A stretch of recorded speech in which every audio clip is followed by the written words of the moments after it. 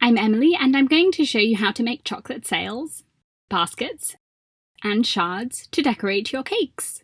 I'll start with the basics of using semi-sweet chocolate, white chocolate, and candy melts to make baskets and sails, and then show you some fun variations like rainbow marbled sails with sprinkle rims and textured sails. To make all of these, you'll need parchment paper. For this first example, I'm going to use Wilton candy melts, but chocolate works in the same way. To choose the amount, I dump a pile on the parchment, spreading them around to more or less cover the area I want to turn into a decoration. I heat the candy melts at 50% power in the microwave for 1 minute at a time, so that I don't overheat them and make them seize up. Pour them onto the parchment and spread them around with an offset spatula, trying to keep the thickness the same all over, and lifting your spatula a minimum number of times to keep the surface as smooth as possible. Next, you can choose what shape you want to use while the decoration dries, to mould it into whatever you like.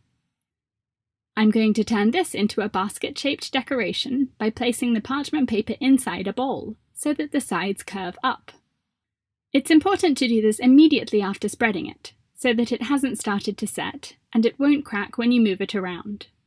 It's helpful if your parchment is a bit bigger than the shape you've spread, so that you have something to hold on to as you lift and twist the parchment to lower it into the bowl, or whatever object you're using as a mould. Make sure that different sides of the decoration don't touch each other, unless you want them to stick together, because if you pull them apart, you'll damage the smoothness of the surface. You can let the sail dry upside down instead, by draping it over a glass or bottle or other tall object, like this. You can leave this to set at room temperature for about an hour, depending on the temperature and humidity, or you can put it in the fridge for 30 minutes. Then lift the parchment out of the bowl and gently peel it back from the decoration. If there are any little lines of chocolate or candy melt sticking up above the edge of the decoration, you can break them off with your fingers, or you can dip a sharp knife in hot water and carefully glide the knife along the edge to smooth it out.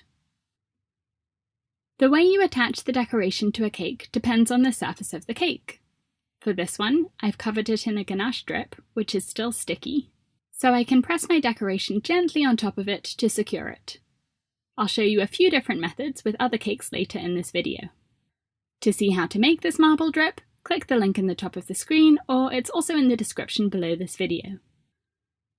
For chocolate, you'll also need parchment paper,